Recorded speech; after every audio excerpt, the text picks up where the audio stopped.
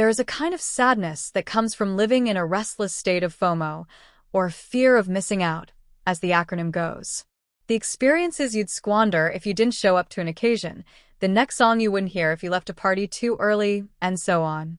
In Italian filmmaker Francesco Sassai's loose-limbed and quietly enchanting sophomore feature, The Last One for the Road, lively 50-somethings Carlo Bianchi, Sergio Romano, and Doriano, Pierpaolo Capovilla, seem to have invented the perfect cure for FOMO by cheating it perpetually. To these penniless and amiably drunken men, every boozy beverage is always the last one, truly, for real this time, the last one, until the next one that usually comes right after. To them, the party is never quite over. Thankfully, Carlo Bianchi and Doriano never come across as leechy, intoxicated creeps, the way hard-drinking older men like them could be in real life. And there is a storybook quality to the duo's tipsy and bickering friendship. It's almost like their bromance is marriage, Italian style. Their everlasting merrymaking might seem warm and fuzzy at first glance, but in truth, there is a gloomy undercurrent to their existence, hiding just beneath the surface. The olden days seem to have slipped away from them rapidly, and the financial crisis of 2008 has probably been rough on them as a pair who burned through whatever cash they possessed.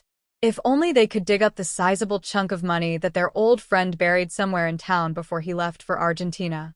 Maybe they will one day, right after that last drink.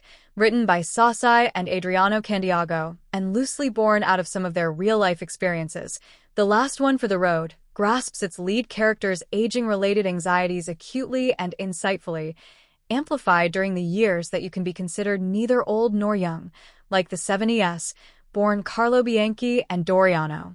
All of a sudden, you realize that things you could swear happened about 10 years ago are vintage events of 3 decades past, and time slows down for no one. So, who could blame the two for desperately trying to hold on to the present? While Sassai doesn't exactly dwell on this sadness, its subtle presence still infuses his unassuming feature with a melancholic quality, a wistful aura that brings to mind the fable-adjacent films of Alice Rohrwacher. The soulful and aching atmosphere of Rohrwacher's films is similarly at the backdrop of Carlo Bianchi and Doriano's escapades as they bar-hop, exchange random stories, maybe real, maybe made up, share life advice with everyone in their orbit, narrowly escape the police like getaway drivers across modest yet impressive chase scenes, and order that final drink that will be anything but.